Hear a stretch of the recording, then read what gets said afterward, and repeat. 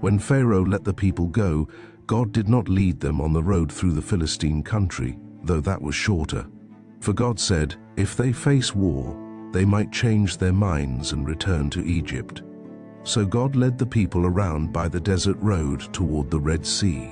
The Israelites went up out of Egypt ready for battle. Moses took the bones of Joseph with him because Joseph had made the Israelites swear an oath. He had said, God will surely come to your aid, and then you must carry my bones up with you from this place. After leaving Sukkoth, they camped at Etham on the edge of the desert. By day the Lord went ahead of them in a pillar of cloud to guide them on their way, and by night in a pillar of fire to give them light, so that they could travel by day or night. Neither the pillar of cloud by day nor the pillar of fire by night left its place in front of the people. Then the Lord said to Moses, tell the Israelites to turn back and encamp near Pi-hahiroth, between Migdol and the sea. They are to encamp by the sea, directly opposite Baal-zephon. Pharaoh will think, the Israelites are wandering around the land in confusion, hemmed in by the desert. And I will harden Pharaoh's heart, and he will pursue them. But I will gain glory for myself through Pharaoh and all his army, and the Egyptians will know that I am the Lord. So the Israelites did this. When the king of Egypt was told that the people had fled, Pharaoh and his officials changed their minds about them and said, what have we done? We have let the Israelites go and have lost their services. So he had his chariot made ready and took his army with him. He took 600 of the best chariots, along with all the other chariots of Egypt, with officers over all of them. The Lord hardened the heart of Pharaoh, king of Egypt, so that he pursued the Israelites, who were marching out boldly. The Egyptians, all Pharaoh's horses and chariots, horsemen and troops, pursued the Israelites and overtook them as they camped by the sea near Pi-hahiroth, opposite Baal-zephon. As Pharaoh approached, the Israelites looked up, and there were the Egyptians marching after them. They were terrified and cried out to the Lord. They said to Moses, was it because there were no graves in Egypt that you brought us to the desert to die? What have you done to us by bringing us out of Egypt? Didn't we say to you in Egypt, leave us alone, let us serve the Egyptians? It would have been better for us to serve the Egyptians than to die in the desert. Moses answered the people, do not be afraid. Stand firm, and you will see the deliverance the Lord will bring you today. The Egyptians you see today, you will never see again. The Lord will fight for you. You need only to be still. Then the Lord said to Moses, why are you crying out to me? Tell the Israelites to move on. Raise your staff and stretch out your hand over the sea to divide the water so that the Israelites can go through the sea on dry ground. I will harden the hearts of the Egyptians so that they will go in after them. And I will gain glory through Pharaoh and all his army, through his chariots and his horsemen. The Egyptians will know that I am the Lord when I gain glory through Pharaoh, his chariots and his horsemen. Then the angel of God, who had been traveling in front of Israel's army, withdrew and went behind them. The pillar of cloud also moved from in front and stood behind them, coming between the armies of Egypt and Israel. Throughout the night the cloud brought darkness to the one side and light to the other side, so neither went near the other all night long. Then Moses stretched out his hand over the sea, and all that night the Lord drove the sea back with a strong east wind and turned it into dry land. The waters were divided, and the Israelites went through the sea on dry ground, with a wall of water on their right and on their left. The Egyptians pursued them, and all Pharaoh's horses and chariots and horsemen followed them into the sea. During the last watch of the night, the Lord looked down from the pillar of fire and cloud at the Egyptian army and threw it into confusion. He jammed the wheels of their chariots so that they had difficulty driving. And the Egyptians said, let's get away from the Israelites. The Lord is fighting for them against Egypt. Then the Lord said to Moses, stretch out your hand over the sea so that the waters may flow back over the Egyptians and their chariots and horsemen. Moses stretched out his hand over the sea, and at daybreak the sea went back to its place. The Egyptians were fleeing toward it, and the Lord swept them into the sea. The water flowed back, and covered the chariots and horsemen, the entire army of Pharaoh that had followed the Israelites into the sea. Not one of them survived. But the Israelites went through the sea on dry ground, with a wall of water on their right and on their left. That day the Lord saved Israel from the hands of the Egyptians, and Israel saw the Egyptians lying dead on the shore. And when the Israelites saw the mighty hand of the Lord displayed against the Egyptians, the people feared the Lord and put their trust in him and in Moses his servant. Then Moses and the Israelites sang this song to the Lord. I will sing to the Lord, for he is highly exalted. Both horse and driver he has hurled into the sea.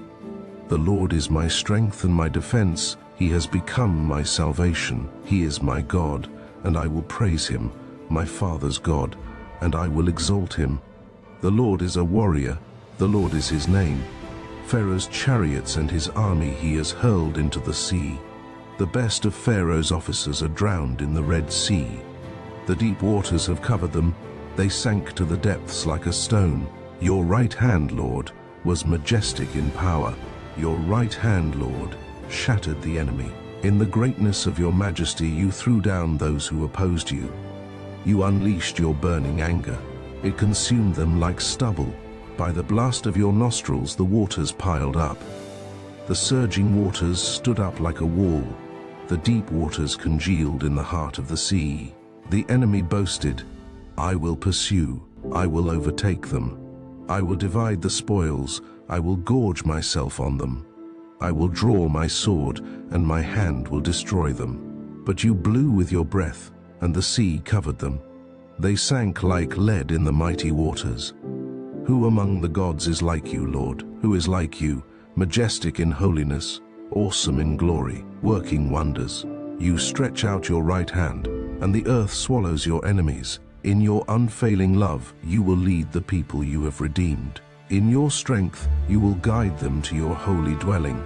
The nations will hear and tremble. Anguish will grip the people of Philistia. The chiefs of Edom will be terrified. The leaders of Moab will be seized with trembling. The people of Canaan will melt away. Terror and dread will fall on them.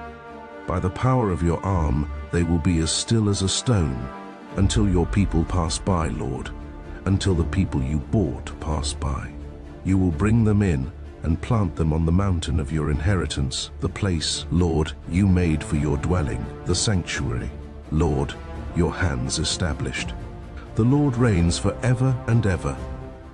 When Pharaoh's horses, chariots, and horsemen went into the sea, the Lord brought the waters of the sea back over them.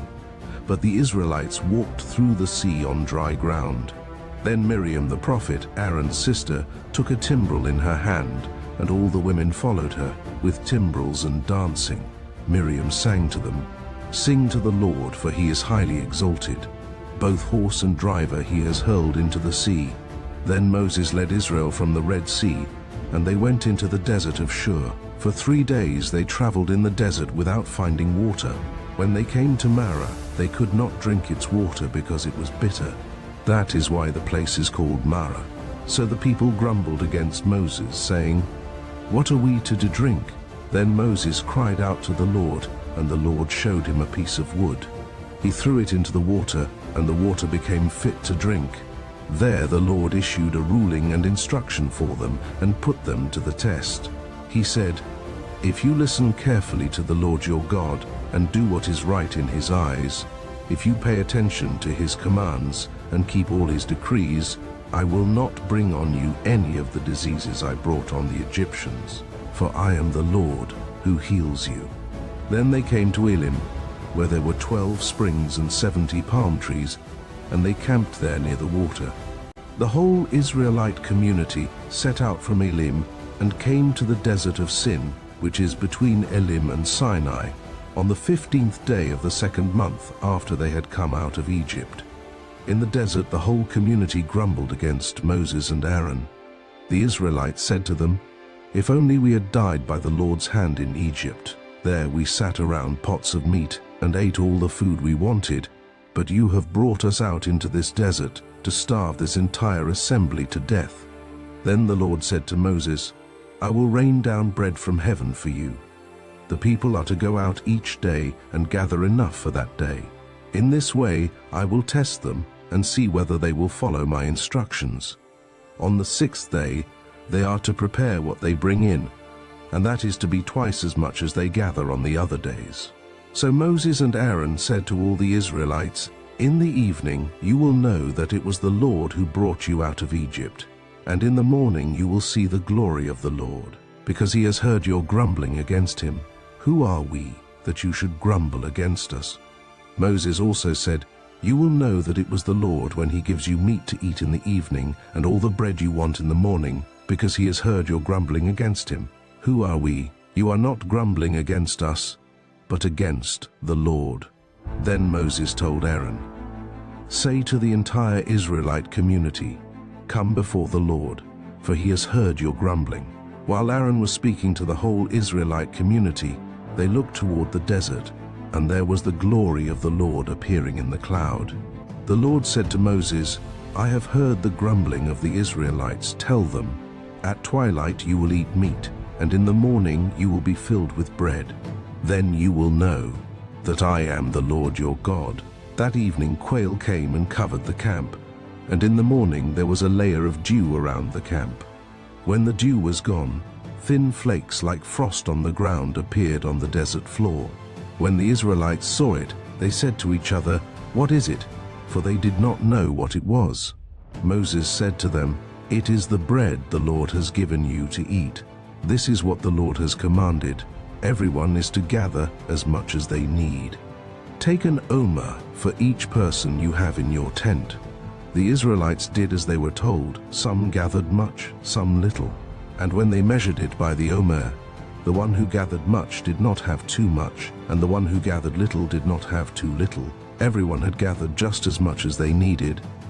Then Moses said to them, "No one is to keep any of it until morning." However, some of them paid no attention to Moses. They kept part of it until morning, but it was full of maggots and began to smell. So Moses was angry with them. Each morning everyone gathered as much as they needed, and when the sun grew hot, it melted away. On the 6th day they gathered twice as much, 2 omers for each person, and the leaders of the community came and reported this to Moses. He said to them, "This is what the Lord commanded. Tomorrow is to be a day of Sabbath rest, a holy Sabbath to the Lord. So bake what you want to bake, and boil what you want to boil. Save whatever is left, and keep it until morning." So they saved it until morning, as Moses commanded, and it did not stink or get maggots in it. "Eat it today," Moses said, "because today is a Sabbath to the Lord. You will not find any of it on the ground today. 6 days you are to gather it, but on the 7th day, the Sabbath, there will not be any."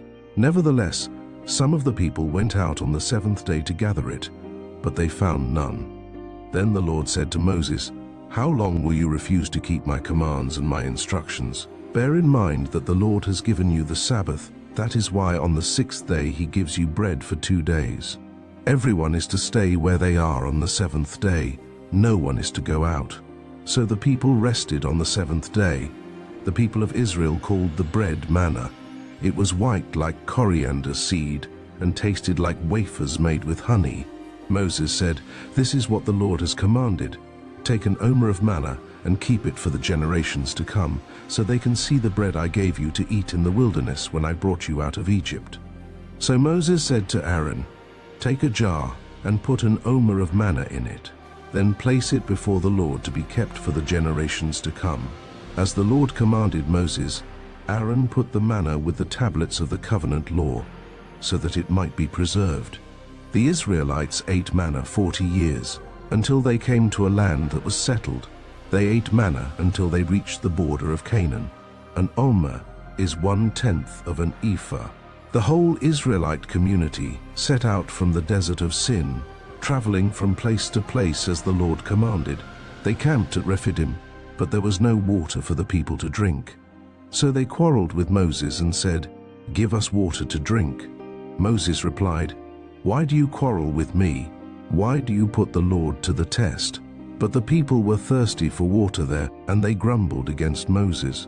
They said, "Why did you bring us up out of Egypt to make us and our children and livestock die of thirst." Then Moses cried out to the Lord, "What am I to do with these people? They are almost ready to stone me." The Lord answered Moses, "Go out in front of the people. Take with you some of the elders of Israel, and take in your hand the staff with which you struck the Nile, and go. I will stand there before you by the rock at Horeb. Strike the rock, and water will come out of it for the people to drink." So Moses did this in the sight of the elders of Israel. And he called the place Massah and Meribah, because the Israelites quarreled, and because they tested the Lord, saying, "Is the Lord among us or not?" The Amalekites came and attacked the Israelites at Rephidim. Moses said to Joshua, "Choose some of our men and go out to fight the Amalekites. Tomorrow I will stand on top of the hill with the staff of God in my hands." So Joshua fought the Amalekites as Moses had ordered, and Moses, Aaron, and Hur went to the top of the hill. As long as Moses held up his hands, the Israelites were winning, but whenever he lowered his hands, the Amalekites were winning. When Moses' hands grew tired, they took a stone and put it under him, and he sat on it. Aaron and Hur held his hands up, one on one side, one on the other, so that his hands remained steady till sunset. So Joshua overcame the Amalekite army with the sword. Then the Lord said to Moses, "Write this on a scroll as something to be remembered, and make sure that Joshua hears it, because I will completely blot out the name of Amalek from under heaven."